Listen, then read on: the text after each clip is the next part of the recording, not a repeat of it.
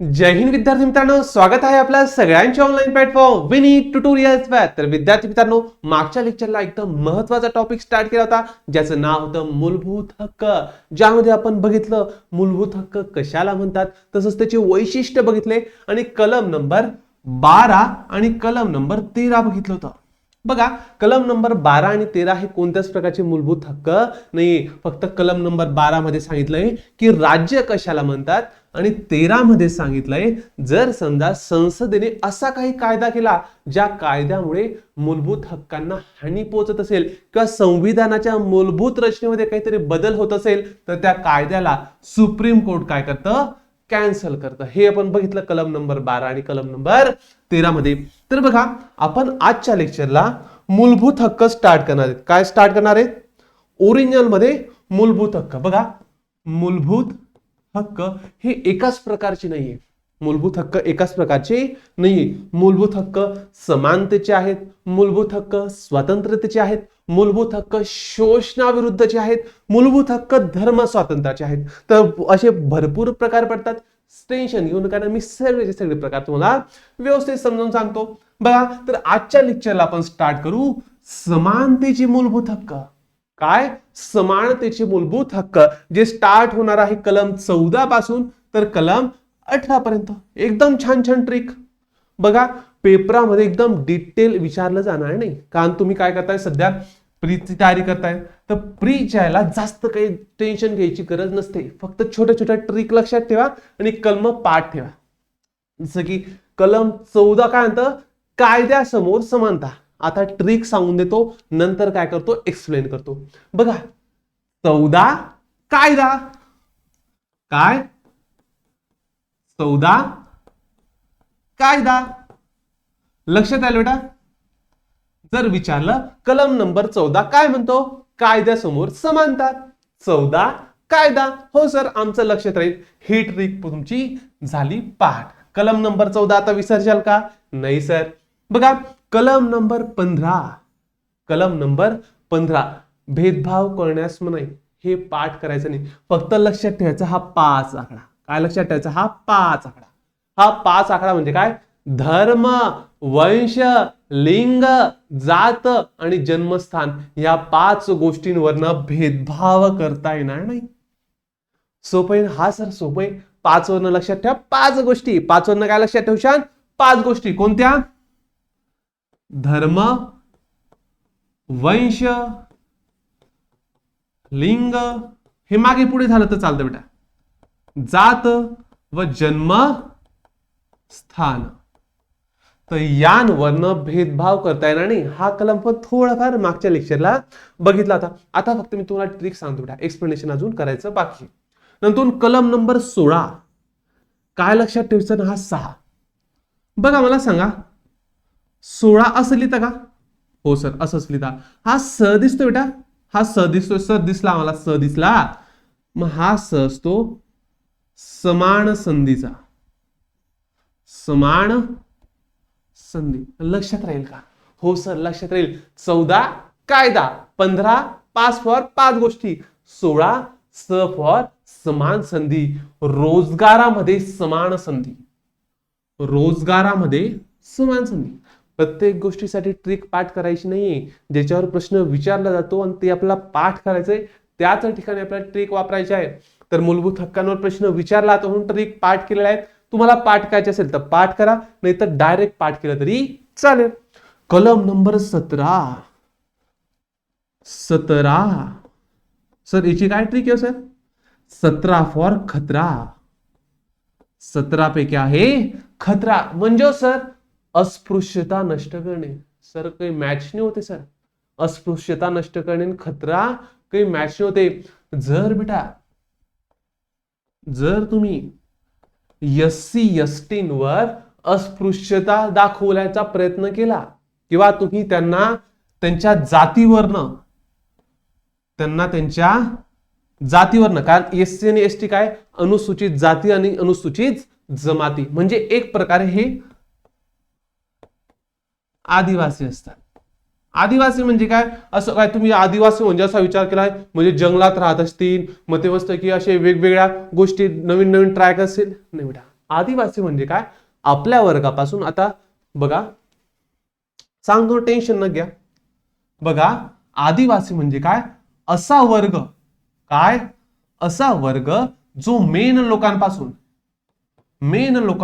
थोडाफार वेगळा गेलेला आहे.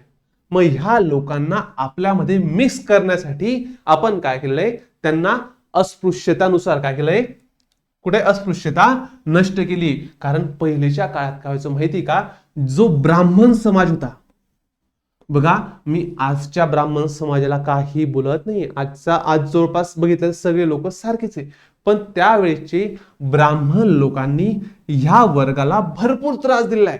हे लोक सुद्धा आपल्यातच राहायचे, हे जे लोक होते ना, आदिवासी जाती असेल किंवा आदिवासी जमात असेल, हे आपल्यातच राहायचे, पण ब्राह्मण वर्गाने यांचा भरपूर छळ केला.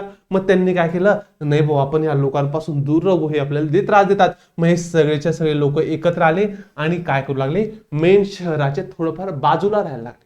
मग ह्या लोकांना आपल्यामध्ये मिक्स करण्यासाठी यांना आपण आरक्षण पण भरपूर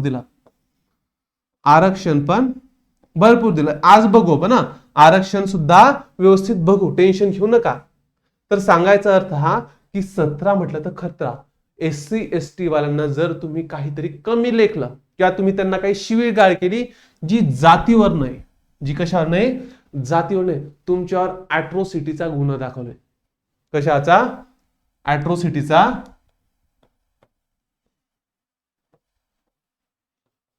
अॅट्रॉसिटीचा गुन्हा दाखल होईल आणि तुम्हाला डायरेक्ट जेलमध्ये टाकलं जाईल किंवा तुमच्यावर दंड आकारला जाईल. याच्यावर कोणत्याच प्रकारची लिमिट नाहीये. तुम्ही फक्त बोला, समोरचा व्यक्ती जर SC ST मधला असेल, तुमच्यावर केस जरी टाकून दिली, मग लागला तुमचा घोडा. लक्षात ठेवा. जाऊ द्या, कलम नंबर 18, तुम्हाला आठवतं का बेटा, कलम नंबर 9 लक्षात ठेवलं होतं बघा, 9 फॉर नष्ट लक्षात ठेवलं होतं, 9 फॉर नष्ट. तिकडचं घेतलं तर इकडचं नागरिकत्व नष्ट होतं. आपल्याला ते पूर्ण लक्षात नाही ठेवायचंय, फक्त हा शब्द लक्षात ठेवायचा, काय, नष्ट. तर 18 पण काय, 9च्या पाड्यात येतो, 9 दुने 18. तर किताब नष्ट करणे, काय, किताब नष्ट करणे किंवा पदव्या उपाध्या रद्द करणे, याचा प्रॉपर अर्थ आपण बघू. फक्त काय करा, ट्रिक लक्षात ठेवा, 9 दुने 18 ना, मग 18चं सुद्धा काय, नष्ट, किताब नष्ट करणे. 17 फॉर खतरा, खतरा म्हणजे काय, अस्पृश्यताला मानू नका किंवा SC ST ला तर तुम्ही काही बोलले तर तुमच्यावर खतरा येऊन जाईल, मग तुम्हाला एक तर जेलमध्ये जावं लागेल, एक तर भरपूर मोठा दंड भरावा लागेल. कलम नंबर 16, स फॉर समान संधी. 15, 5 फॉर 5 गोष्टी, धर्म वंश जात लिंग जन्मस्थान. 14 फॉर कायदा. सर आमच्यातच सगळ्या गोष्टी लक्षात राहिल्या, आता तुम्ही आम्हाला व्यवस्थित कलम समजवा. आणि हो लक्षात ठेवा, हे हक्क समानतेचे हक्क आहे. समानतेचे हक्क म्हणजे काय, तुम्हाला ह्या कलमांमधनं असं जाणवेल की आपण सगळेचे सगळे लोक समान आहे. मग वेगवेगळ्या धर्माचे असेल तरी आपण समान आहे, वेगवेगळ्या वंशाचे असेल तरी आपण समान आहे, वेगवेगळ्या लिंगाचे असेल तरी आपण समान आहे. तर बघा हे 4च्या 4 हक्क, सॉरी 5 हक्क आपल्याला काय दाखवतील की आपण सगळेचे सगळे समान आहे. बघा कलम नंबर 14, कायद्यासमोर समानता. आता ट्रिक मी सांगणार नाही, 14 फॉर कायदा. तर बघा राज्य संस्थेला, आता बघा राज्य संस्था, राज्य किंवा स्टेट हा शब्द ज्या ज्या ठिकाणी दिसेल समजून घ्यायचं. कलम नंबर 12 मध्ये जी डेफिनेशन दिली होती, आठवतं बेटा, हो सर आम्हाला आठवतं सगळं. मग राज्य संस्थेला प्रत्येक व्यक्तीस कायद्यापुढे समानता व कायद्याचे समान रक्षण द्यावे लागेल. हा हक्क भारतीय नागरिकांना तसेच परकीय व्यक्तींनाही लागू होतो. का बरं सर, आम्हाला आठवतं सर, 15, 16, 19, 29, 30 हेच कायदे फक्त कोणासाठी, भारतीयांसाठी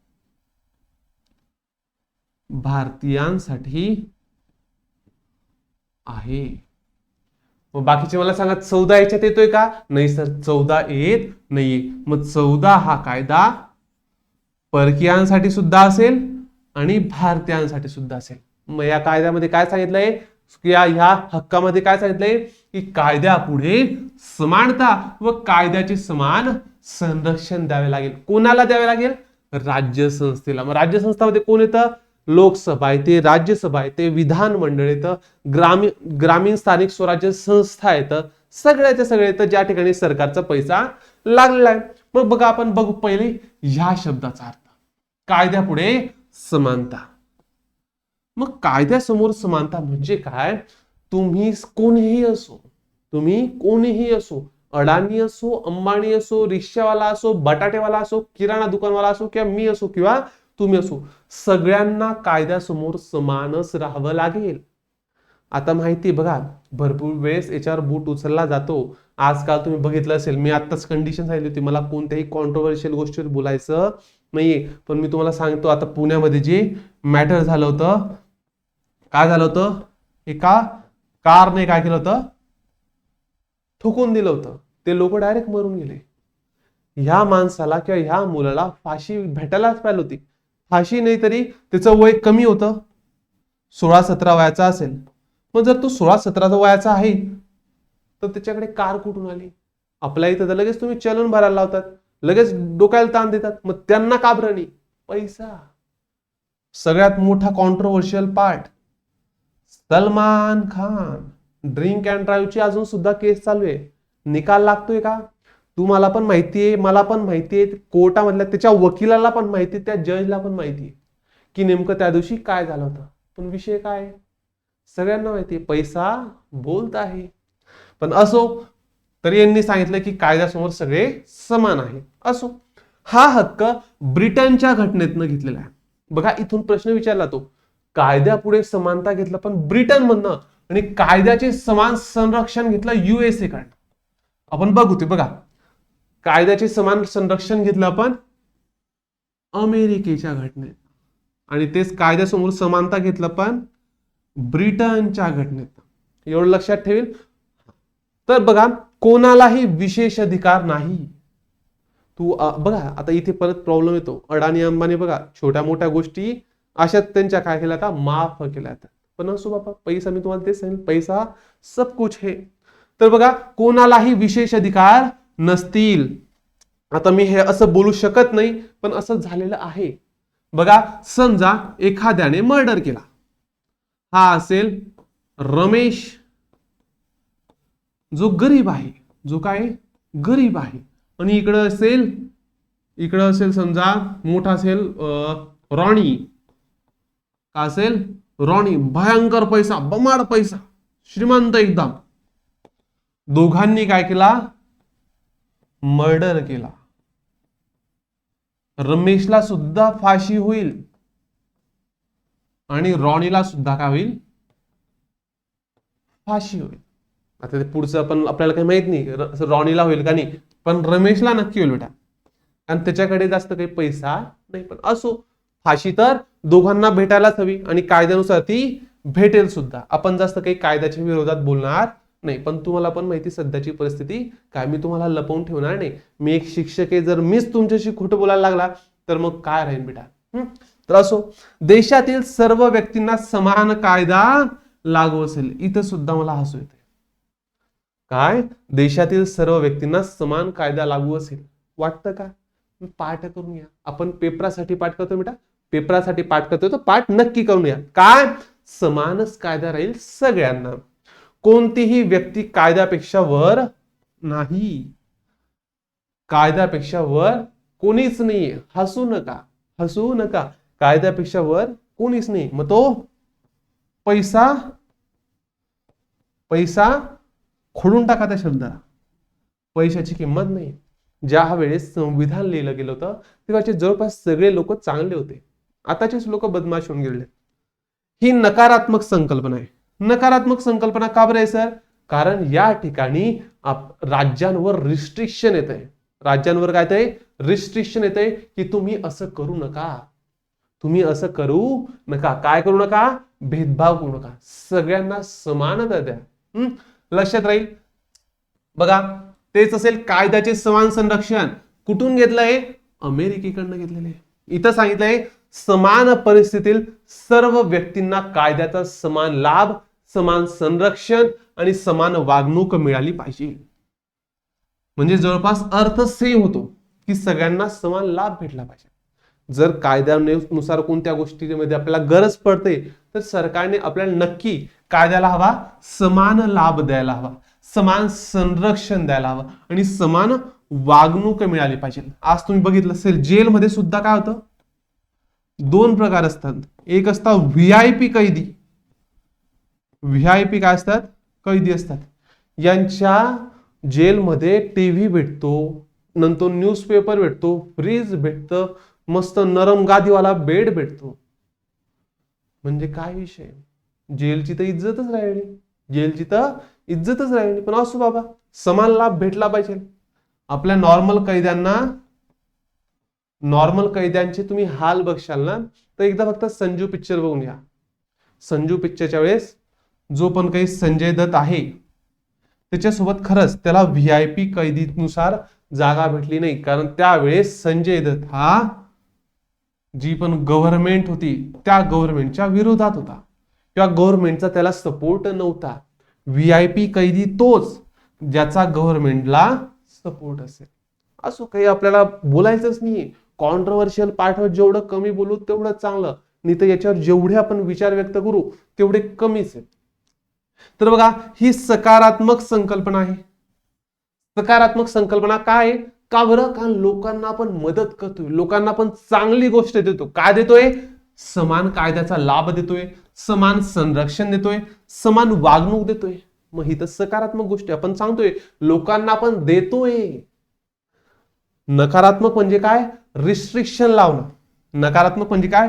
रिस्ट्रिक्शन लावणं. आणि सकारात्मक म्हणजे काय? देणं किंवा नॉर्मल व्यक्ती ते घेणं. याला म्हटलं तर सकारात्मक संकल्पना. कलम नंबर 14 लक्षात राहील. पण बघा, कलम नंबर 14 ला काही अपवाद सुद्धा आहे, एक्सेप्शन सुद्धा आहे. म्हणजे सर, कायद्यासमोर समानता काही लोकांना मानली जात नाही. म्हणजे सर, म्हणजे कोणीतरी मर्डर केला तर तो वाचू पण शकतो का? वाचू शकतो. कोण वाचू शकतो? बघू. वाचू शकतो कलम नंबर 361 नुसार. कलम नंबर 361 नुसार वाचू शकतो राष्ट्रपती व राज्यपाल. म्हणजे सर, वाचून घेऊ नंतर तुम्हाला सांगतो सगळं. अधिकार किंवा कर्तव्य पालन बाबत कोणत्याही न्यायालयास उत्तरदायी असणार नाहीत. कोण? राष्ट्रपती आणि राज्यपाल. आणि ते पण कुठपर्यंत? पदावधी दरम्यान किंवा पदावधी संपण्यादरम्यान. जसं की 2015 पासून 2009 पासून 2014. एक एकदम छान उदाहरण देतो. राष्ट्रपती प्रतिभा पाटील.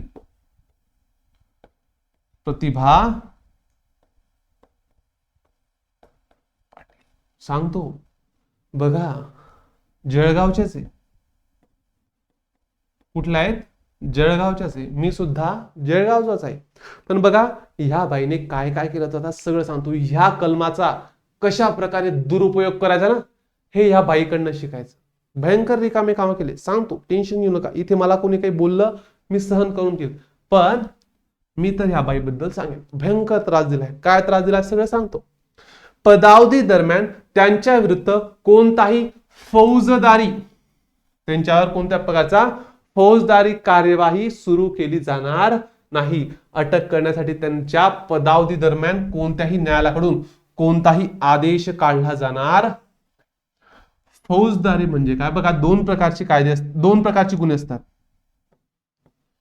गुन्हे किती असतात? दोन प्रकारचे. फौजदारी हा आपला टॉपिक नाही, पण सांगून देतो. फौजदारी आणि दिवाणी. तर बघा, दिवाणी असतो जे आपण काही जमिनीचं मॅटर असेल, पैशांचं मॅटर असेल, करचं मॅटर असेल, लग्नाचं मॅटर असेल, डिव्होर्सचं मॅटर असेल, सगळ्याच्या सगळे येतात दिवाणीमध्ये. फौजदारीमध्ये तर मर्डर, नंतर गळा कापून टाकला, हाफ मर्डर, खून करून टाकला, ठोकून दिलं, तर जेवढे पण असे मोठे मोठे गुन्हे किंवा मारामारीचे किंवा फोडाफाडीचे केसेस आहेत ते सगळे येतात फौजदारीमध्ये. बघा, म्हणजे जर समजा एखाद्या राष्ट्रपतीने कोणाचा मर्डर जरी करून टाकला तरी त्याला शिक्षा भेटणार नाही. का बरं? कलम नंबर 361 तेच सांगतं. बघा, कायद्यासमोर समानता इथे नाहीये, म्हणून हा काय कलम 14 ला काय अपवाद आहे. आता मी यांच्याबद्दल सांगतो. राष्ट्रपती प्रतिभाताई पाटील म्हणतात त्यांना. मला तरी वाटत प्रतिभाताई पाटील का म्हणतात सांगतो. त्यांचे चिठ्ठे मी आता तुम्हाला सांगतो, बऱ्याचशा लोकांना माहीत नसेल. बँक घोटाळा, बँक घोटाळा. जळगावमध्ये सहकारी बँक तयार केली होती. काय? जळगावमध्ये सहकारी बँक तयार केली होती. त्या बँकेमध्ये त्यांनी काय केलं? बँकेमधून पैसा काढला आणि त्यांच्या भावांना काय केलं? कर्ज म्हणून दिलं. बघा, काहीच नाही विचारलं. आता साहजिक गोष्ट आहे, राष्ट्रपतीचा भाऊ आहे, त्यांना काय केलं? भयंकर कर्ज देऊन दिला. घे बाबा कर्ज घे, आपलीच बँक आहे. आपलीच काय आहे? सहकारी बँक आहे. आपलीच काय? एक सहकारी बँक आहे. घे तू पैसा घे. त्या भावांनी पैसा घेतला आणि उडवून टाकला. काय कुठे खड्ड्यात घातला आपल्याला काही माहित नाही. पण विषय काय? जो पैसा त्यांनी कर्जाच्या स्वरूपात घेतला होता परत केला नाही.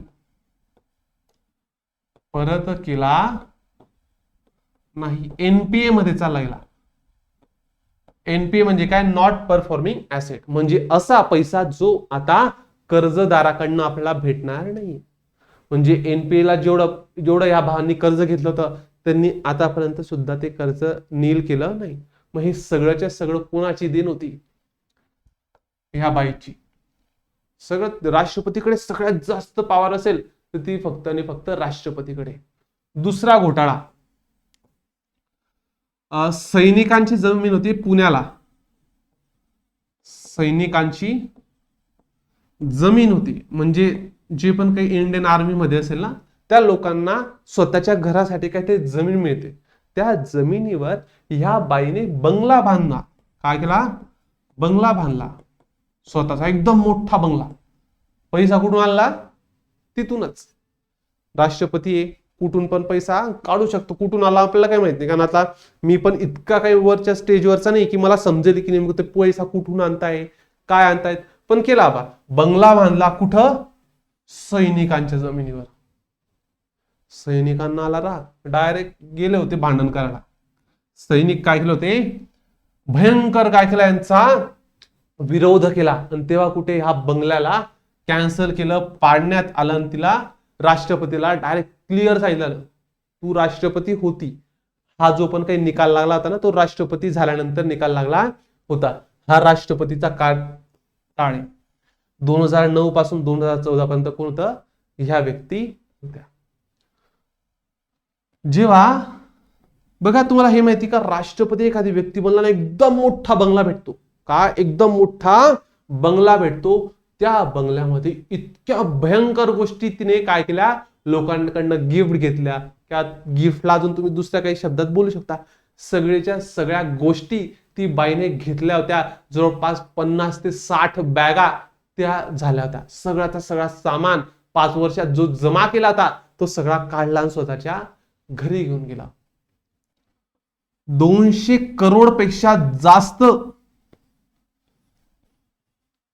विदेशी दौरे करताना जवळपास 200 करोड पेक्षा जास्त खर्च त्या बाईने फक्त 5 वर्षात केलेला आहे. बघा ह्या गोष्टीत मला मानावं लागेल नरेंद्र मोदी यांना. मान्य आहे विदेश दौरे करतात पण प्रत्येक वेळेस काय करतात? काही ना काही भारताचा फायदाच करून आणतात. नाही तर हे फक्त काय करायचे? फिरायला जायचे आणि स्वतः तर जायचे, स्वतःच्या फॅमिली मेंबरला सुद्धा घेऊन जायचे आणि स्वतःच्या फॅमिली मेंबरचा खर्च सुद्धा काय करायचे? ते सरकारला जोडायचे. सरकारच्या गोष्टींमध्येच किंवा सरकारच्या पैशामध्येच काय करायचे? ते जोडायचे. बघा साहजिक गोष्ट आहे. आता एक एकदम छान राष्ट्रपतीचं उदाहरण, ज्यांच्याशिवाय तर राष्ट्रपती पद नाव घेणं मला तरी असं वाटतं चुकीचं आहे. सगळ्यात बेस्ट माणूस डॉक्टर APJ अब्दुल कलाम. लोक म्हणतात ना मेरा अब्दुल ऐसा नहीं था. एकदा डॉक्टर एपीजे अब्दुल कलाम यांच्याकडे बघा, त्यांच्या नावात सुद्धा अब्दुल होतं, पण तरी त्यांचे काम ऐकशाल ना बेटा, फॅन होऊन जाशाल तुम्ही ह्या व्यक्तीचे. 2च मिनिट बेटा, 2च मिनिट फक्त. बघा, एपीजे अब्दुल कलामनी त्यांच्या 5 वर्षात जी पण काही पगार मिळतो, जवळपास 2 ते 3 लाख पगार असतो. 2 ते 3 लाख पगार असतो. 5 वर्षामध्ये त्यांनी ह्या 2 ते 3 लाख मधनं 1 रुपया सुद्धा घेतला नाही बेटा. जेवढा पण त्यांचा हा पगार यायचा ना, जेवढा पण त्यांचा पगार यायचा ना, ते दान करून द्यायचे. काय करून द्यायचे? दान कुठे का ते पण सांगून देतो. नाही तर वंशान सर काही पण फेकताय. नाही बेटा, मी कशाला फेकू? मला काही डॉक्टर अब्दुल कलामांनी काही पैसे वगैरे दिलेले नाहीये. पुरा ही एक प्रकारची योजना आहे, तुम्हाला इकॉनॉमिक्स मध्ये बघायला भेटेल. पुरा ही योजना अशी आहे, खेड्यागावामध्ये शहरांसारख्या योजना प्रोव्हाइड करणं. खेड्यागावांमध्ये शहरासारख्या योजना प्रोव्हाइड करणं हे आहे मेन उद्दिष्ट पुरा या योजनेचं. या योजनेमध्ये जवळपास त्यांनी आपला पूर्णच्या पूर्ण पगार दान केला बेटा. पूर्णच्या पूर्ण पगार दान केला. जेव्हा त्यांनी त्यांचं जे पण भवन असतं, राष्ट्रपती भवन म्हणतात, ज्या ठिकाणी ते राहतात 5 वर्ष, जेव्हा त्यांनी राष्ट्रपती भवन सोडलं बेटा, 2 सुटकेस होत्या. पेपरात आलं होतं 2 सुटकेस होत्या. त्या 2 सुटकेस मधनं पण एका सुटकेसमध्ये फक्त त्यांचे कपडे होते आणि एका सुटकेसमध्ये त्यांची पुस्तकं होते. विचार करून सॅल्यूट या माणसाला.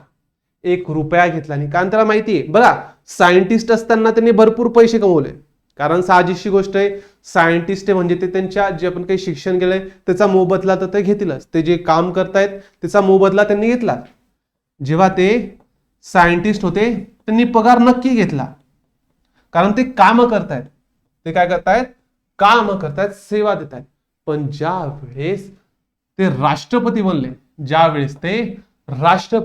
ते राष्ट्रपती यासाठी बनले जेणेकरून मला समाज सेवा करता येईल. जर मी समाज सेवा करतोय तर ही माझ्या मनातून निघते, ना की कोणत्या पगारासाठी.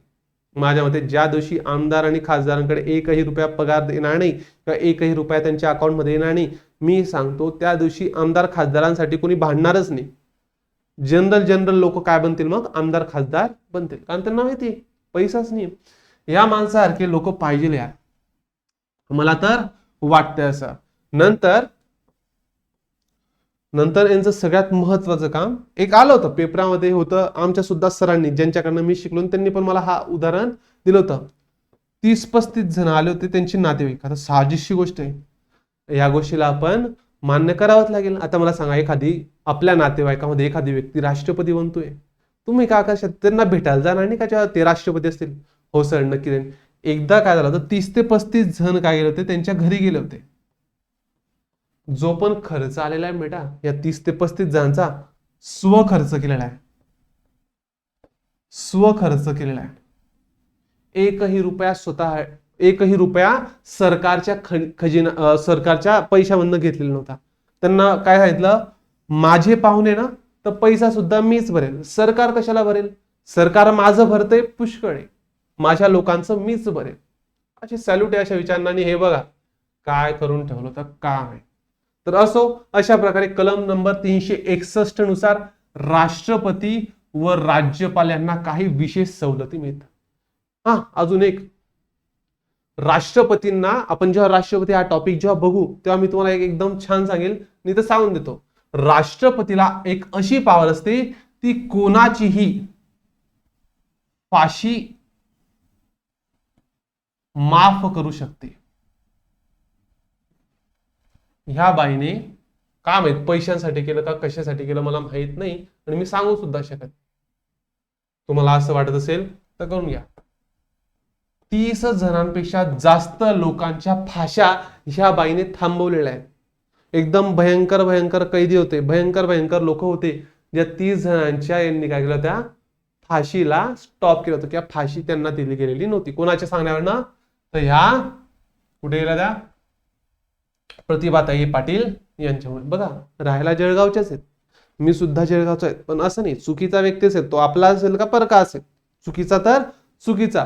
भरपूर वेळेस ज्या कुऱ्हाडीने एखादी झाड कापला तर त्या कुऱ्हाडीचा दांडा सुद्धा त्याच झाडाच्या लाकडापासून बनलेला असतो. त्यामुळे आपलं कोणे परक कोणे हे कसं समजेल, जेव्हा तो आपल्याबद्दल चांगला विचार करताय तरच तो आपला, मग तो आपल्या जातीचा असो, आपल्या धर्माचा असो किंवा नसो असो. कलम 14 ला अजून अपवाद आहे. कलम नंबर 361A पाठ करा. इथे कोणता कलम होता? 361. इथे कलम कोणता होता? 361. आता 361 चा उपकलम 361A व्यवस्थित समजून घ्या. संसदेच्या किंवा राज्य विधिमंडळाच्या, संसद म्हणजे काय? लोकसभा, राज्यसभा. राज्य विधिमंडळ म्हणजे काय? विधानसभा आणि विधान परिषद, ज्या ठिकाणी देवेंद्र फडणवीस आणि ते बसतात. संसदेत कोण बसतात? पंतप्रधान मोदी वगैरे आणि त्यांचे मेन लोक किंवा खासदार. इथे लिहा खासदार आणि इथे लिहा आमदार. तर संसदेच्या किंवा राज्य विधानमंडळाच्या कोणत्याही सभागृहातील कामकाजाचे यथार्थ वृत्त वर्तमानपत्रात प्रकाशित केल्याबद्दल कोणाविरुद्धही दिवाणी किंवा फौजदारी कार्यवाही केली जाणार नाही. सर नाही समजलं? सर आम्हाला समजलं नाही. जर समजा संसदेत किंवा राज्य विधिमंडळात, बघा समजा संसदच घेतो, हे संसद भवन आहे जुनं, आता तर त्रिकोणी आकाराचं आहे. संसद भवन आहे, इथे मस्तपैकी काय चालू आहे? सभा चालू आहे. काय चालू आहे? सभा चालू, किंवा याला अधिवेशन सुद्धा म्हणतात बेटा. काय चालू आहे? अधिवेशन. मग या अधिवेशनादरम्यान इथे भरपूर वेळेस असे काही मुद्दे उठतात ज्या मुद्द्यांवर भांडणं होतात. सभेमध्ये काय होतात? भांडणं होतात, किंवा असं काही आपल्या तोंडातनं निघून जातं की ज्यामुळे काय होतं? तो प्रॉब्लेम होऊ शकतो. एक्झाम्पल आहे 2017 का 18चं एक्झाम्पल आहे. मी ती व्हिडिओ स्वतः बघितलेली आहे. योगी आदित्यनाथ यांनी डायरेक्ट काय सांगितलं होतं माहिती का?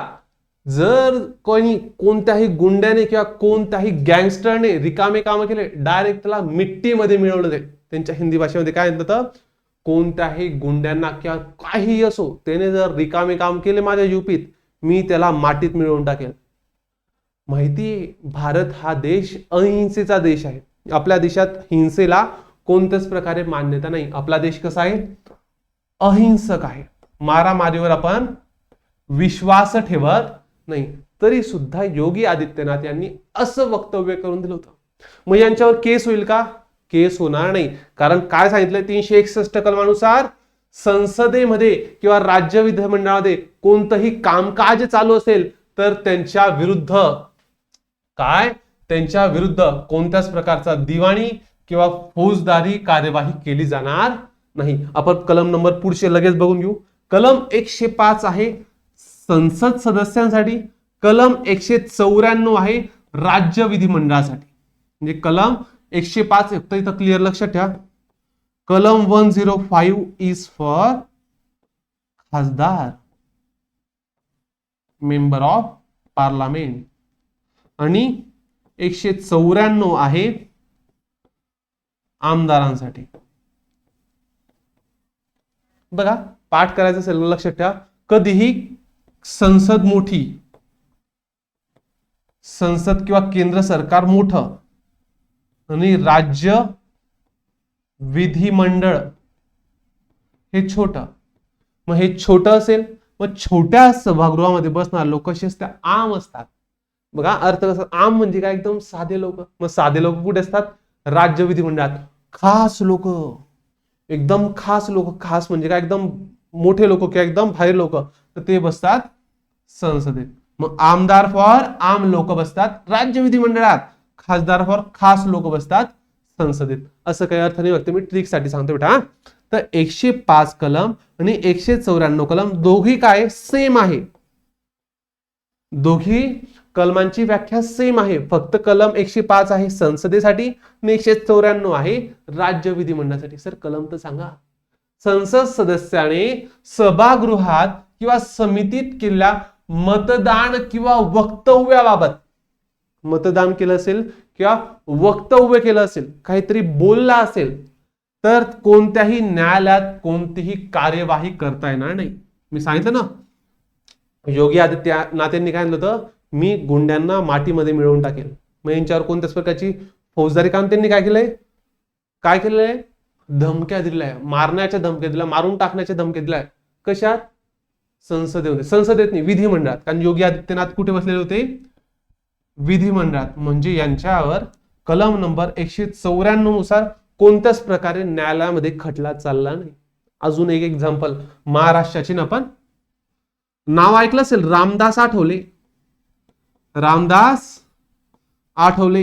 गो कोरोना गो. हा रामदास आठवलेचं थोडंफार मॅटर होऊन गेलं. कुणासोबत? आनंदराव अडसूळ. दोघेही काय होते? खासदार होते. दोघे महाराष्ट्राचे खासदार होते. रामदास आठवले आणि आनंदराव अडसूळ यांचं अशापर्यंत डायरेक्ट बोलणावली चालवली होती की अशापर्यंत त्यांचं भांडण चाललेलं होतं की ते एकमेकांना डायरेक्ट मारायला धावले होते, हातापायीवर येऊन गेले होते. कुठं? विचार करा, संसदेत काय करतायत ते? काय करतात? हाणामाऱ्या करतायत, हातापायी करतायत. तिथे त्यांचे एकदम बोलतं, विचार करा, हातपाय चालताना त्यांचं तोंड कुठपर्यंत गेले असेल, त्यांचे शब्द कुठपर्यंत गेले असेल, तरी सुद्धा कोणत्याच प्रकारे आनंदराव अडसूने यांच्यावर केस केली नाही किंवा यांनी यांच्यावर केस केली नाही, किंवा इतर कोणता तरी तिसरा व्यक्ती असेल त्या तिसऱ्या व्यक्तीने ह्या दोघांवर केस केल्या नाही. कारण कलम नंबर 105, कारण हे सगळं खासदार करतायत ना, तर कलम नंबर 105 नुसार सांगितलंय तुम्ही काही वक्तव्य करा, तुम्हावर कोणताच खटला भरणार नाही. अक्षरशः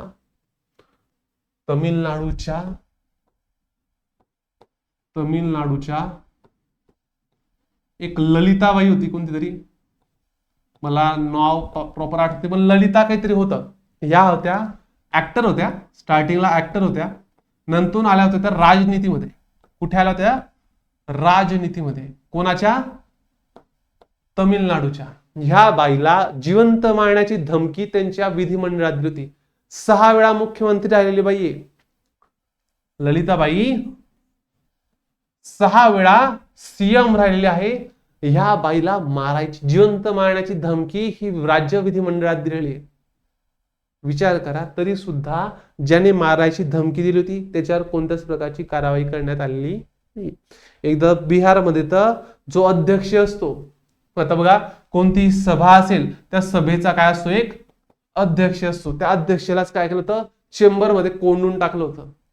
इतके विचार करा, साजिशी गोष्ट आहे. आपल्याकडे काही बॅकअप नाहीये, आपल्याकडे काहीतरी पॉवर नाहीये, तरी आपण एवढे उडतो. तर ते बघा, काही काही पोरं असतात त्यांच्यामुळे थोडाफार पॉलिटिकल सपोर्ट असतो.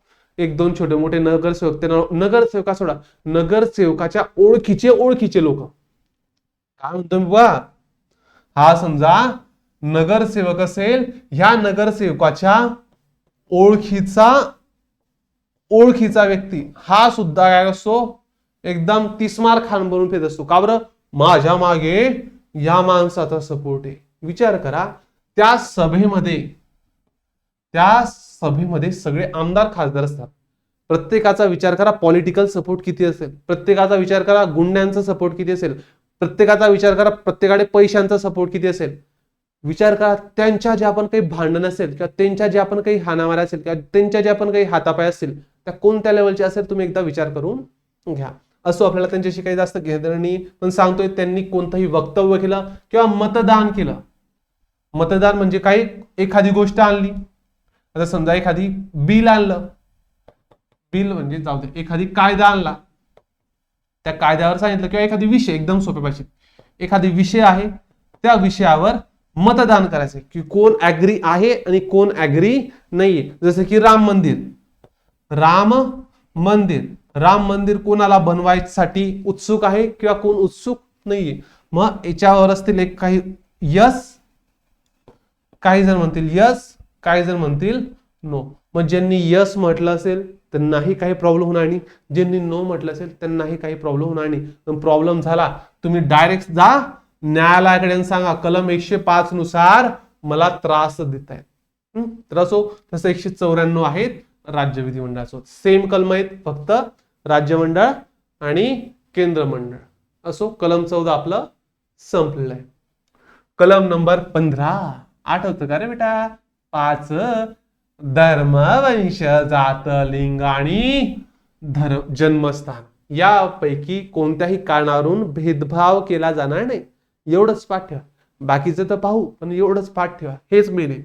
जसं की दुकाने असेल, सार्वजनिक उपागृह असतील, उपाहारगृह असेल, हॉटेल असेल आणि सार्वजनिक करमणुकीचे ठिकाणे असेल, यात प्रवेश म्हणजे समजा एखादी हॉटेल असेल, मग ते 5 स्टार असो का 7 स्टार असो, ते असं लिहूच शकत नाही. ते त्यांच्या बोर्डावर असं लिहूच शकत नाही की ओबीसीच्या लोकांना एंट्री नाही, ओबीसीच्या लोकांना एंट्री नाही, असं ते लिहूच शकत नाही. का बरं? कलम नंबर 15 सांगतील. कलम नंबर 15 सांगितलंय कोणत्याच जातीनुसार भेदभाव करायचा नाही. तसंच पूर्णतः किंवा अंशतः सरकारी पैशाने राखलेल्या किंवा सामान्य जनतेच्या वापरीसाठी खास खुल्या केलेल्या विहिरी असो, तलाव असो, स्नानघाट असो, रस्ते असो, सार्वजनिक जागा असो, यांचा वापर सगळ्यांसाठी समान असेल. सर एवढी काही मोठी गोष्ट नाही ना.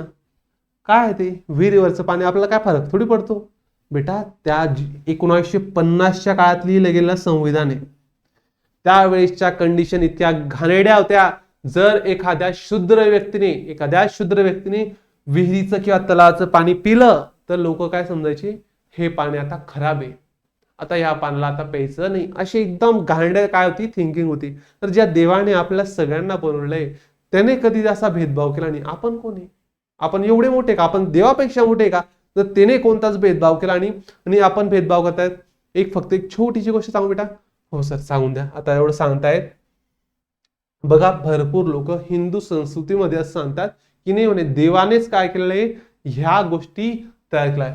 बेटा देवाने क्लिअर सांगितलं होतं, जे पण आपली संस्कृती किंवा आपली हिंदू संस्कृती त्या ठिकाणी क्लिअर सांगितलं होतं, कर्मानुसारच तुमचं काय होईल, जात किंवा कर्मानुसारच तुमची काय ठरवली जाईल, जात ठरवली जाईल. ज्यांनी पूजा पाठ केलं त्यांना ब्राह्मण म्हटलं गेलं. ज्यांनी काय केलं, व्यवहार केला त्यांना काय म्हटलं, वैश्य म्हटलं गेलं. म्हणजे कोणता व्यवसाय केला, व्यापार केला. ज्यांनी युद्ध केलं त्यांना क्षत्रिय म्हटलं गेलं. आणि ज्यांनी काहीच नाही केलं त्यांना म्हटलं गेलं शूद्र. हे तेव्हाची गोष्ट होती. शूद्र लेख तेव्हा काही काम नव्हते करायचे. आताची गोष्ट नाही बेटा, आताची गोष्ट नाही. तेव्हा क्षत्रिय लोक युद्धात जायचे, वैश्य लोक काय करायचे, व्यापार करायचे आणि ब्राह्मण लोक पूजा पाठ करायचे. या लोकांनी तेव्हा कोणतंच काम करायला हो म्हटलं नाही. मग ह्या लोकांना सुद्धा पोट आहे, या लोकांना सुद्धा भूक आहे. मग भुकेसाठी काय करतील, त्यांनी तर क्षत्रियमध्ये गेले नाही, त्यांना युद्धात जायचं नव्हतं, वैश्यमध्ये गेले नाही, ब्राह्मणमध्ये गेले नाही. मग त्यांना काय करावं लागलं, नंतर पोटा पाण्यासाठी या लोकांच्या कामात यायची गरज पडली. म्हणजे मग झाडू मारणं किंवा गावाला साफ करणं अशा गोष्टी यांनी केल्या. पण आता तसं आहे का? आता तसं नाहीये. मी कोण आहे, इंजिनियर आहे किंवा मी सर आहे, तर माझा धर्म किंवा माझी जात काय, शिक्षकाची, किंवा माझी जात काय, इंजिनियरची. तुम्ही सुद्धा जर एखादी वकील झाला असेल, एखादी काय केलं असेल, लॉचा अभ्यास केला असेल, तर त्याची जात काय झाली, वकिलीची जात आहे. एकाने MBBS केलं असेल तर त्याची जात काय असेल, डॉक्टरची जात असेल. तर जात ही त्याच्या कामावरनं ठरते, ना की त्याच्या वंशावरनं. पहिले सुद्धा असंच व्हायचं, पण नंतर काय केलं, लोकांनीच त्याच्यामध्ये पार्टिशन तयार कर दिले. असं आपल्याला काही विषय नाही. पण त्यावेळेस विहिरी आणि तलावातलं किंवा स्नान घाटामध्ये शूद्र लोकांना एंट्री नव्हती, किंवा त्यांनी जर पाण्याला हात लावला त्यांना पहिले मारायचे, एकदम बेदम ठोकायचे. नंतर काय करायचं, त्या पाण्याला ते हात सुद्धा लावायचे नाही, किंवा त्यांची काहीतरी मंत्रोपचार करत असेल त्याच्यानुसार सांगत असेल, नाही आता आम्ही मंत्र म्हटलेले, आता हे पाणी शुद्ध असेल. आपल्याला त्यांच्याशी काहीच घेणं नाही. बरं झालं आजच्या काळात असं काहीही नाही. आज जर मी बघितलं माझे काही मित्र हिंदू सुद्धा आहे, काही मुस्लिम सुद्धा आहे, काही बौद्ध सुद्धा आहे, काही एसटी कॅटेगरी म्हणजे आदिवासी जमाती किंवा अनुसूचित जमाती सुद्धा भरपूर मित्र आहे. एकदम एकासोबत डब्बा खातात, एकासोबत फिरायला जायचं असेल तर फिरायला जातात, काही अडचण नाही. छान आहे बाबा, हेच आवडतं. मी तर म्हणतो अजून पुढे गेला हा जो पण काही फरक आहे थोडाफार तो पण कमी होऊन जाईल. कलम 15 मधील अपवाद. आता साहजिकची गोष्ट आहे, कलम आले, हक्क आले, थोडेफार तर अपवाद येणारच आहे. फक्त हे अपवाद कशा प्रकारचे ते आपण पहिले इथे बघू, नंतर जाऊ आपल्याकडे. राज्य संस्था महिला व बालकांसाठी विशेष तरतूद करू शकतात. आता मला सांगा, आपला हा भारत देश आहे, हा आपला भारत देश आहे. भारत देश हा मॅक्सिमम पुरुष प्रधान राहिलेला आहे. मॅक्सिमम सत्ता ही पुरुषांकडे होती, ताकद ही पुरुषांकडे होती. त्यामुळे महिला समाजाचा जो गट आहे तो कधी वरती आलाच नाही. महिला समाजाचा जो गट आहे तो वरती आलाच नाही. मग यांना आपल्या सोबत यायला, महिला आणि बघा हा महिला आहे आणि हा मोठा गोल कोणाचा आहे, पुरुषचा आहे. तर हा महिला पुरुषांच्या बरोबर येण्यासाठी यांना काहीतरी एक्स्ट्रा फॅसिलिटीज द्यायला लागतील, बरोबर ना. मग आपण महिलांना वर आणण्यासाठी, महिलांचा सुद्धा गोल मोठा होण्यासाठी यांना काय करू, काहीतरी आरक्षण देऊ, आरक्षण देऊ किंवा यांना काहीतरी सूट देऊ किंवा यांना काहीतरी फॅसिलिटीज किंवा सुविधा देऊ. का बरं, तर पुरुषांना खाली आणण्यासाठी नाही, तर महिलांना वर आणण्यासाठी. भरपूर वेळेस तुम्ही विचार करतात बघा, आता सेम आहे ही एससी आणि एसटी कॅटेगरी आणि हा आहे ओपन कॅटेगरी वाले आणि हे आहे ओबीसी वाले. आता विषय काय माहिती का, ओपन लोक ऑलरेडी भरपूर श्रीमंत होते. 1950च्या काळात जर तुम्ही ओपन लोकांना म्हणजे ब्राह्मण असेल, मराठा असेल, जे पण काही 96 कोळी मराठा आहेत ते झाले किंवा राजपूत झाले, त्यांच्याकडे भरपूर पैसा होता किंवा त्यांच्याकडे इतका पैसा तरी होता की ते त्यांचा उदरनिर्वाह करू शकतील किंवा ते त्यांच्या पिढीला पुढे आणू शकतील.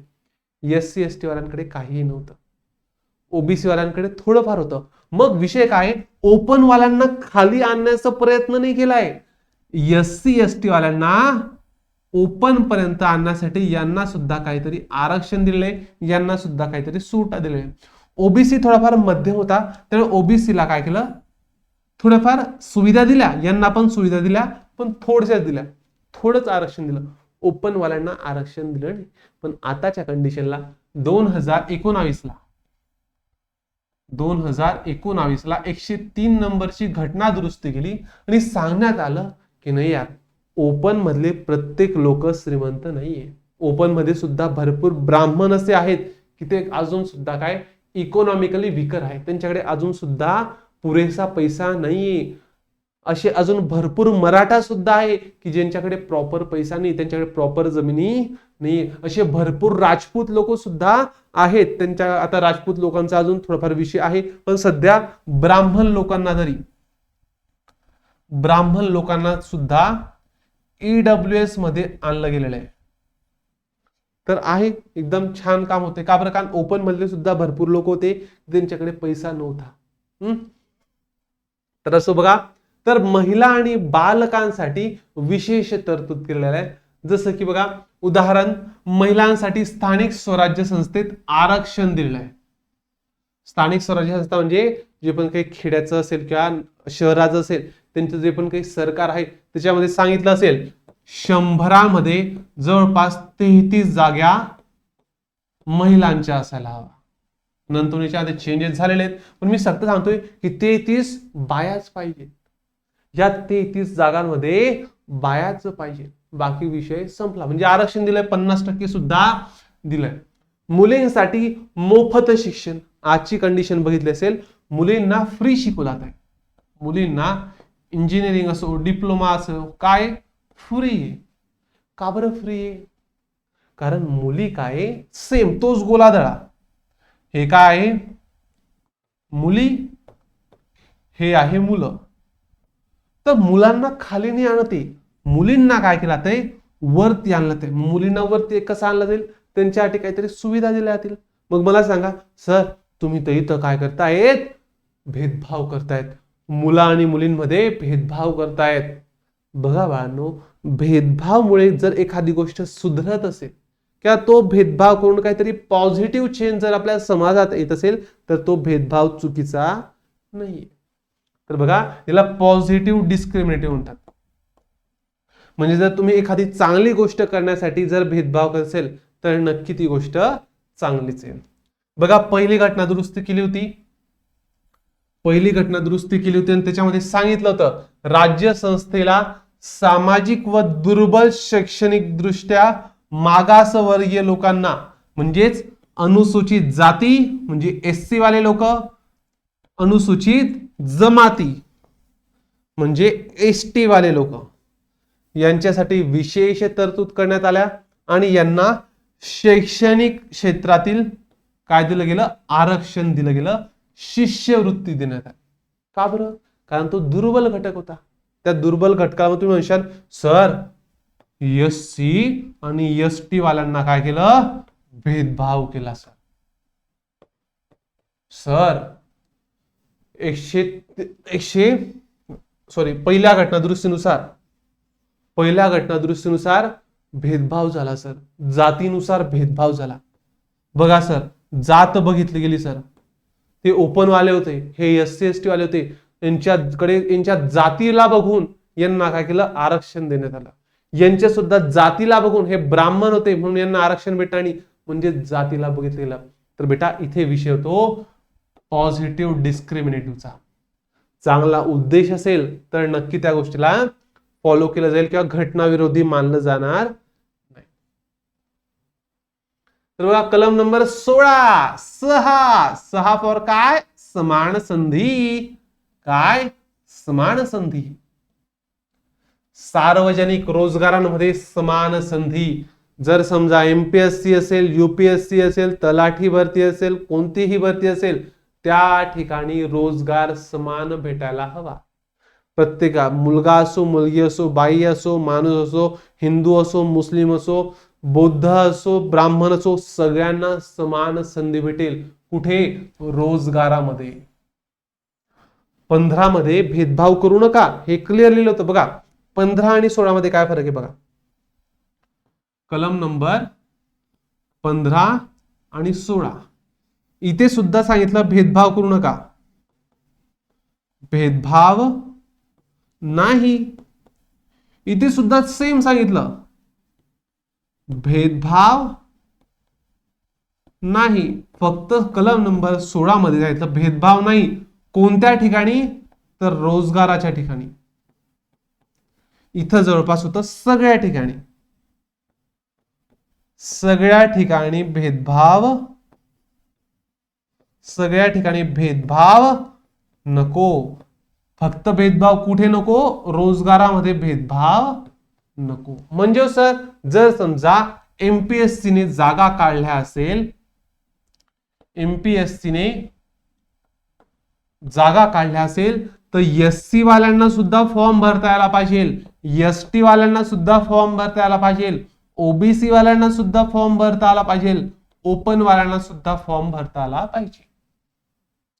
इथं एकदम क्लिअर होतं की प्रत्येकाला फॉर्म भरता आला पाहिजे. तसंच फिमेलला सुद्धा फॉर्म भरता आला पाहिजे, मेलला सुद्धा फॉर्म भरता आला पाहिजे.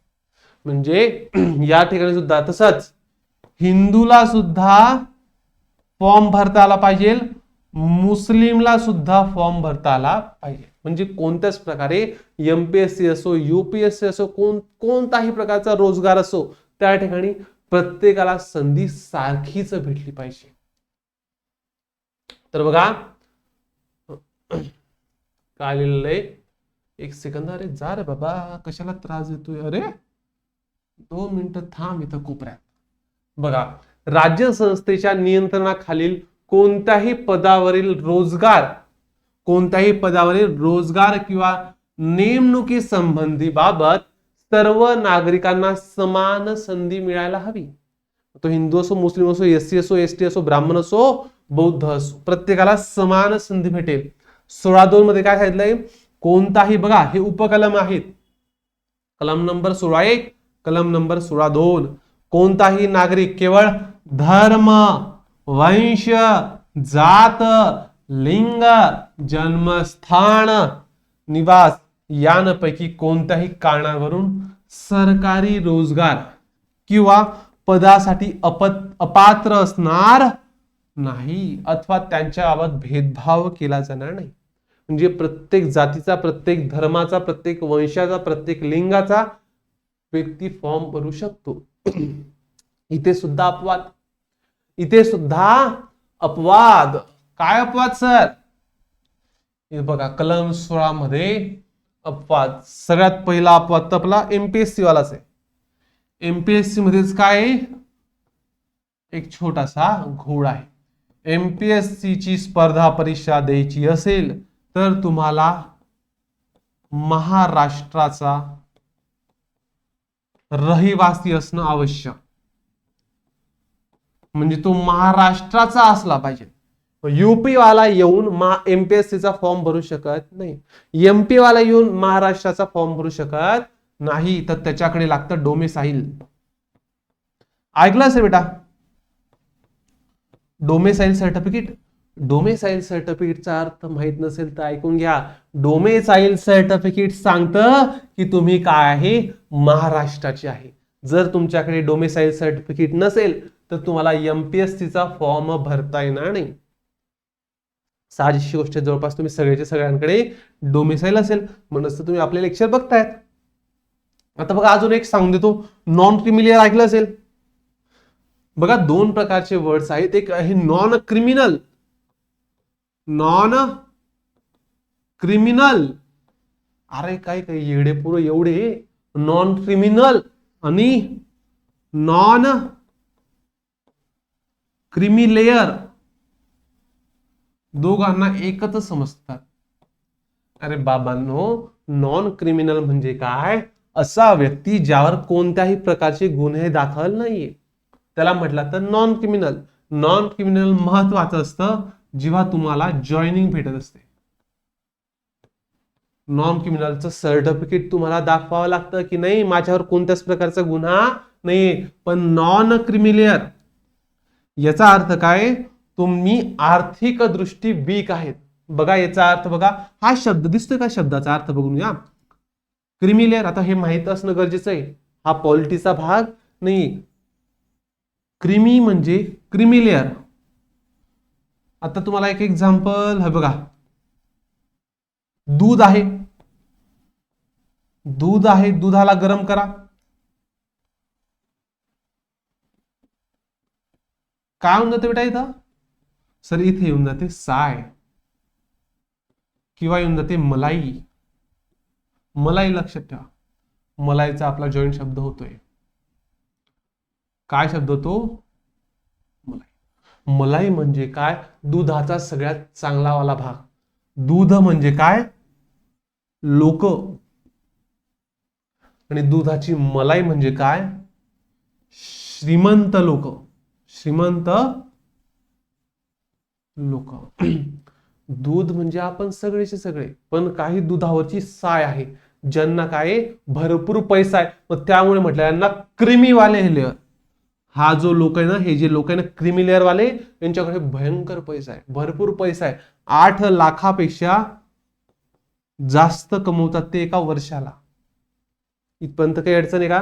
क्रिमिलेअर म्हणजे काय, असे लोक जे क्रीम आहे, जे काय क्रीम मलाई मलाई भरपूर श्रीमंत आहे. नॉन क्रिमिलेअर म्हणजे काय, हे दूध, पातळ दूध, पातळ दूध. मग ह्या पातळ दुधावाल्यांना वरती आणण्यासाठी यांना काय केलं तर आरक्षण दिलं जातं किंवा काहीतरी सुविधा दिल्या जातात. काय दिल्या जातात, सुविधा दिल्या जातात. नॉन क्रिमिलियर म्हणजे कोण, मग असे लोक ज्यांच्याकडे जास्त पैसा नाही. सांगून दिला बेटा, लक्षात ठेवशाल. बघा 16 कलम नंबर 3 म्हणतं, संसद कायद्याने एखाद्या राज्यातील किंवा केंद्रशासित प्रदेशातील काही सरकारी नोकऱ्यांसाठी त्या राज्यातील किंवा केंद्रशासित प्रदेशातील निवासी असण्याची आवश्यकता बंधनकारक करू शकतात. म्हणजे त्याच्याकडे डोमेसाईल असणं गरजेचं आहे. तुम्ही जर रेल्वेचा फॉर्म भरत असाल तर तुम्हाला नॉन क्रिमिलियरची डोमेसाईलची गरज नाहीये. पण तेच जर तुम्ही फॉर्म एमपीएससीचा भरत असाल, तुम्ही तोच जर फॉर्म तलाठीचा भरत असाल, तर तुम्हाला त्या राज्याचा रहिवासी असणं गरजेचं आहे. त्या राज्याचा डोमेसाईल तुमच्याकडे असणं गरजेचं आहे. कलम नंबर 16(4) काय म्हणतं?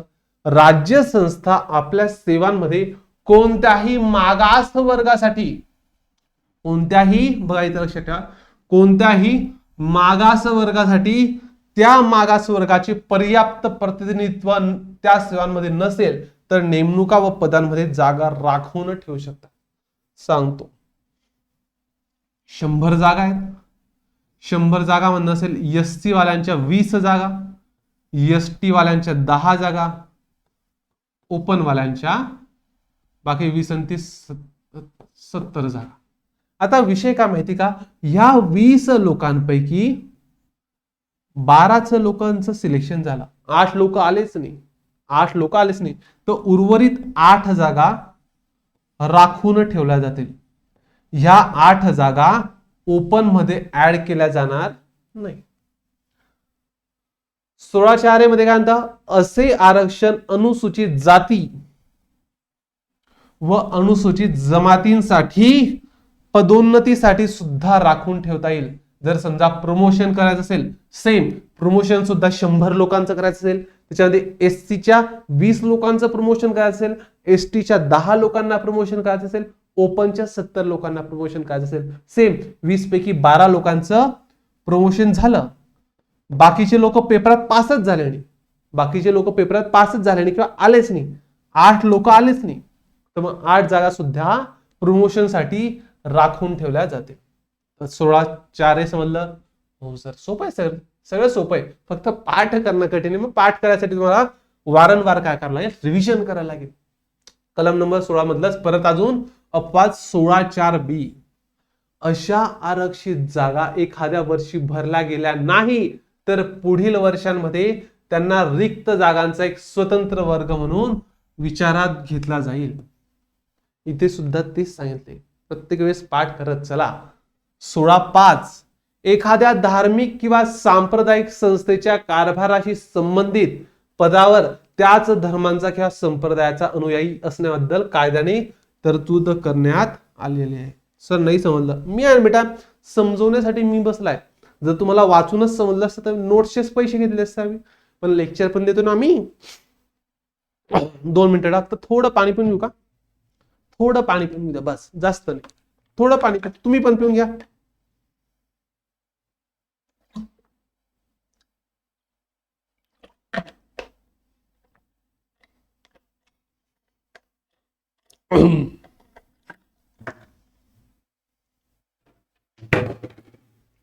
बघा आता विषय काय माहिती का, ह्या 16(5)चा अर्थ हा आहे. आता समजा एखादी धर्मसंस्था आहे, समजा हिंदू लोकांची असेल, समजा एक धर्मशाळा असेल. धर्मशाळा म्हणजे काय? अशी शाळा ज्या ठिकाणी धार्मिक शिक्षण दिलं जातं, हिंदू धर्माचं शिक्षण दिलं जातं. तसंच मुस्लिम लोकांमध्ये असतं, काय म्हणतात त्याला, मदरसा म्हणतात. मदरसाच ना, आम्हाला काही इतकी आयडिया नाही, पण मदरसा ऐकलेला आहे शब्द मी. आता धर्मशाळेमध्ये मला एखादी शिक्षक लागतोय जो काय करेल, धर्माबद्दल नॉलेज देईल. हिंदू धर्मशाळा असेल तर मला सांगा, शिक्षण जर मला हिंदू धर्मशाळेत द्यायचं असेल तर मी एखाद्या ख्रिश्चन व्यक्तीला शिक्षक बनवेल का? ख्रिश्चन व्यक्तीला तिथला शिक्षक बनवेल का? नाही. तर मी डायरेक्ट क्लिअर सांगून देईल, धर्मशाळेमध्ये जो पण शिक्षकाचा फॉर्म भरेल तो हिंदूच पाहिजे. मदरसेमध्ये सुद्धा जो पण काही मुस्लिम धर्माबद्दल जे पण काही सांगेल तो सांगणारा मुस्लिमच पाहिजे. जो पण काही चर्चमध्ये किंवा जे पण काही धर्मसंस्था असेल ख्रिश्चन लोकांची, कोणाची? ख्रिश्चन लोकांची, तर तिथला सुद्धा शिक्षक हा ख्रिश्चनच असला पाहिजे. तर इथं तुम्ही असं म्हणू शकत नाही, कस काय तुम्ही भेदभाव करतायत, तुमच्यावर लावू का कलम 16 नुसार? का बरं 16 नुसार लावतो? तू कलम 16 नंबर 5 बघितलं का? 5व्या मध्ये लिहिलेलं आहे, जर एखादी संस्था धार्मिक असेल किंवा सांप्रदायिक असेल तर त्या ठिकाणी जो पण काही संप्रदायाचा जो अनुयायी असेल किंवा टीचर, आपण टीचरचं एक्झाम्पल घेतलं ना, तो टीचर त्याच धर्माचा असणं काहीच अडचण नाही, त्याच धर्माचा तो असायला हवा. हे जर त्या धर्मशाळेने सांगितलं तर सरकार असो न्यायालय असो त्याच्यावर बोट उचलू शकत नाही, कारण त्यांना माहिती 16:5 मध्ये हे लिहिलं गेलेलं आहे. नेक्स्ट आहे का? अरे बापरे, अजून एक अपवाद आहे. शेवटचा अपवाद वाटतं. शेवटचा अपवाद आहे का? हो सर, शेवटचा आहे. कलम नंबर 16(6). राज्य संस्था आपल्या सेवांमध्ये नागरिकांच्या कोणत्याही आर्थिक दृष्ट्या दुर्बल घटकांसाठी EWS, बघा हे नाव तर तुम्ही ऐकलं असेल, इकॉनॉमिकल विकार सेक्शन, कलम 16(4) मधील वर्ग वगळता नेमणुका व पदांमध्ये जागा राखून ठेवू येऊ शकते. जवळपास 103 नंबरची घटना दुरुस्ती 2019 ला करण्यात आली होती. 10% पर्यंत हे आरक्षण असेल. सर नाही समजलं, मी समजतो बेटा. बघा हे महत्वाचं, याच्यावर प्रश्न विचारला जाऊ शकतो. आता विषय काय होता माहिती का? हे ओपन लोक होते. ओपन मध्ये म्हणजे ब्राह्मण लोक येत होते, नंतर याच्यामध्ये राजपूत लोक येत होते, नंतर याच्यात मराठा लोक येत होते. मराठा लोकांना तर डायरेक्ट स्पेशल देऊन दिलेलं आहे, त्यांचं काही विषय नाही. आपण ब्राह्मणचं घेऊ, ब्राह्मणचं तुम्हाला लवकर समजेल, ब्राह्मणचं तुम्हाला लवकर समजेल. बघा आता ओपन लोकांमध्ये जे पण काही ब्राह्मण येत होते ना, ते ब्राह्मणांमधले सगळेच्या सगळे ब्राह्मण पैशानुसार मजबूत नव्हते. भरपूर, आता माझ्याच वर्गातले सुद्धा 1-2 ब्राह्मण असे होते की त्यांची परिस्थिती एकदम नॉर्मल होती. त्यांच्याकडे ना पैसा होता, ना घरदार होतं, ना मोठ्या जमिनी होत्या. मग असे सुद्धा काही ब्राह्मण होते, ते पैशांनी थोडेफार वीक होते, त्यांना प्रॉपर शिक्षण भेटलं नाही. SC ST वाल्यांना का आरक्षण देण्यात येतं? कारण त्यांना प्रॉपर शिकायला पैसा नव्हता, ना त्यांच्याकडे विकायला जमिनी होत्या की नाही बा आम्ही आमच्या दादा परदाच्या जमिनी विकतो आणि तुम्हाला शिकवतो. त्यासाठी यांना आरक्षण देण्यात आलं, त्यासाठी यांना सुविधा देण्यात आल्या. मग ब्राह्मण जे पण काही गरीब ब्राह्मण होते, जे पण काही गरीब ब्राह्मण होते, ते म्हणे मग आम्ही काय पाप केलं? आम्ही काय पाप केलं? आमच्या पूर्वजांनी जे पाप केलं त्यांची सजा आम्हाला का? आमच्याकडे आज पैसा नाहीये, आमच्याकडे आज प्रॉपर सुविधा नाही, आमच्याकडे स्वतःचं घर सुद्धा नाही. आता काय करू आम्ही? आता काय करू? मग टेन्शन नका घ्या. 2019 मध्ये सांगितलं, तुम्ही सुद्धा टेन्शन घेऊ नका. आमचं फक्त सपोर्ट SC ST वाल्यांना किंवा OBC वाल्यांना नाहीये, तर आमचा सपोर्ट अशा लोकांना होता ज्यांना आतापर्यंत कोणीही सपोर्ट केलेलं नाहीये.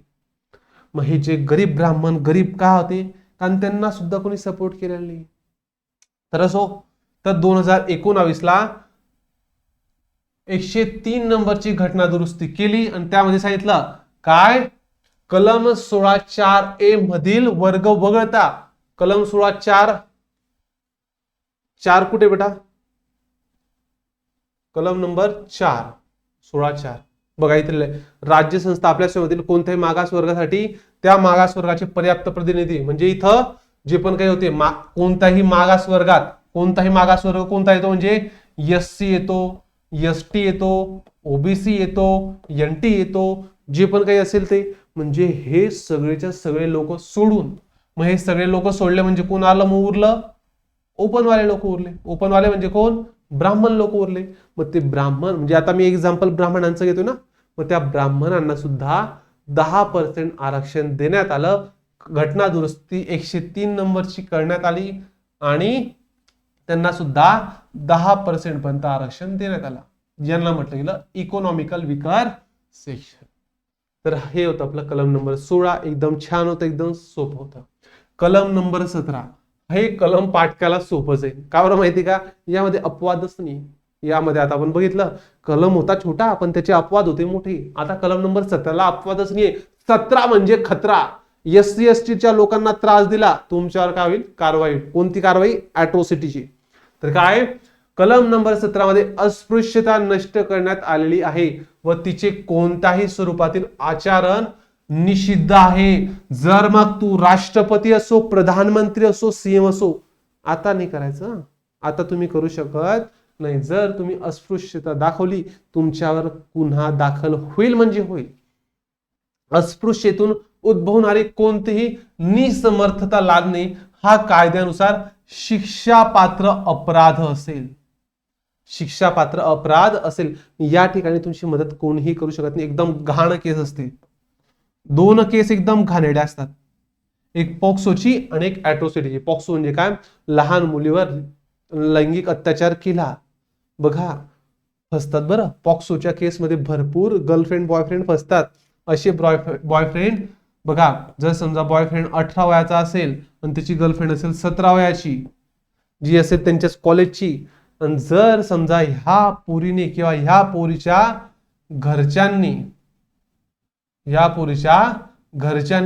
जर समजा ह्या पोरावर पॉक्सोची केस केली की ह्या पोराने माझ्या पोरीला काहीही घाणेरडे मेसेज पाठवले, जरी इने सुद्धा मेसेज पाठवले बरं, जे मेसेज याने पाठवले ना ते सेम मेसेज इने सुद्धा पाठवले, ते जे पण तुम्हाला माहिती आहे लव यू बाबू सोनू आणि जे काय असतं पुढे आपल्याला काही गरज नाही त्या गोष्टी बोलण्याची, पण ह्या मुलाचं वय 18+ झालेलं आहे आणि याने काय केलं, 17 वर्षाच्या मुलीला फसवलेलं आहे असा गुन्हा दाखल केला जातो. त्यामुळे लक्षात ठेवा, आता तुमचं वय तर 18+ असेल तर टेन्शन नाही, पण 18 पेक्षा कमी असेल तर चुकून सुद्धा 18 पेक्षा कमी वयाच्या पोरींवर दुरून सुद्धा बघू नका. एकदम घाणेरडी केस असते, एक पॉक्सोची आणि एक कशाची, ॲट्रोसिटीची. असो, तर अस्पृश्यता करशाल तर तुमच्यावर गुन्हा दाखल होईल. कलम नंबर 17 पहा, मस्त काय अपवादच नाही. मग कलम नंबर 18 काय म्हणतं? 18 9 दुने 18, 9 दुने 18. 9 फॉर होतं सर आम्हाला आठवतं नष्ट होणं किंवा नष्ट करणं. तेच आहे, किताब नष्ट करणे. किताब नष्ट करणे म्हणजे सर किताब नष्ट म्हणजे काय, एखाद्या पुस्तकाला जाळायचं वगैरे का? नाही रे बेटा, असं काही नाहीये. पहिल्याच्या काळामध्ये काय व्हायचं माहिती का? पहिल्याच्या काळात काही लोक असे होते, त्या लोकांना काहीतरी सुपर पॉवर दिली जायची. सुपर पॉवर दिलायची सर, सुपरमॅन सारखी, बॅटमॅन सारखी का आयरन मॅन सारखी? नाही बेटा, ती असायची पदव्यांच्या स्वरूपात. पदवीच्या स्वरूपात म्हणजे सर जसं की राजासाहेब, नंतरून राव बहादूर, नंतरून सर ही पदवीबद्दल मी सांगतो थोडंफार. पदवी आता विषय निघालाय. नाईटहुड. बघा बेटा, ही नाईटहुडची जी पदवी असायची ना, काय नाईटहुडची पदवी असायची ना, ती द्यायचं ब्रिटन. आपल्या भारतात कोण होतं? ब्रिटन. अजून सुद्धा येतं. ब्रिटन काय करतं किंवा इंग्लंड काय करतं, अजून सुद्धा नाईटहुडची पदवी देतं. कोणाला? ज्याने काहीतरी एकदम छान काम केलं असेल, ज्याने काहीतरी एकदम छान काम केलं असेल त्याला ब्रिटन काय करतं, नाईटहुडची पदवी देतं. नाईटहुडची पदवी देतं. जशी नाईटहुडची पदवी दिली एखाद्या साधारण माणसाच्या आधी काय लागून जातं? सर लावून जातं. म्हणजे सर इतिहासातला विषय सांगू तुम्हाला एक छान? हो सर सांगा, आमच्याकडे आहे थोडाफार वेळ तर सांगून द्या. बघा 1915 ला रवींद्रनाथ ठाकूर होते. ते कशा रिकामं चुकीचा अपभ्रंश करू, इंग्रज लोकांनीच त्यांना रवींद्रनाथ टागोर म्हटलंय, पण ते ऍक्च्युअली काय होते? रवींद्रनाथ ठाकूर. तर रवींद्रनाथ ठाकूर यांचं चांगलं काम बघून रवींद्रनाथ टागोर यांना नाईटहुडची पदवी दिली होती. नाईटहुडची पदवी दिली होती, जेणेकरून रवींद्रनाथ ठाकूर यांना आतापासून म्हटलं गेलं किंवा 1915 पासून म्हटलं गेलं सर रवींद्रनाथ ठाकूर. सर रवींद्रनाथ ठाकूर. तर असा विषय आहे. पण तुम्हाला माहिती का विषय काय झाला? तर थोडी एक स्टोरी आठवली. 1919 ला आठवतं का रे? तुमचं इतिहास वाचता का थोडंफार? इतिहासामध्ये लिहिलं होतं 1919 ला एकदम मोठं कांड झालं होतं भारतामध्ये. जालियनवाला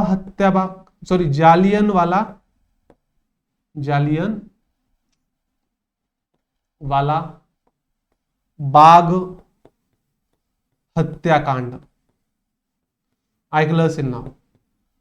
इंग्रजांनी डायरेक्ट गोळ्या झाडून दिलं होतं. बिचारे आले होते मस्त की शांततेत सभा तयार करण्यासाठी, गोळ्या झाडून दिलं होतं. भरपूर लोक काय केले होते या ठिकाणी मेले होते. मग यावेळेस एवढी मोठी गोष्ट तुम्ही केली, तुम्हाला लाजा वाटला पाहिजे, तुम्ही कायद्याचे काय रक्षक आहे. काही असो, ब्रिटिश लोकांनी कायदा कधी सोडला नाही. मग या ठिकाणी रवींद्रनाथ ठाकूर यांनी पाहिलं, अरे तुम्हाला लाजा वाटल्या पाहिजे, जनाची नाही तर मनाची तर ठेवा.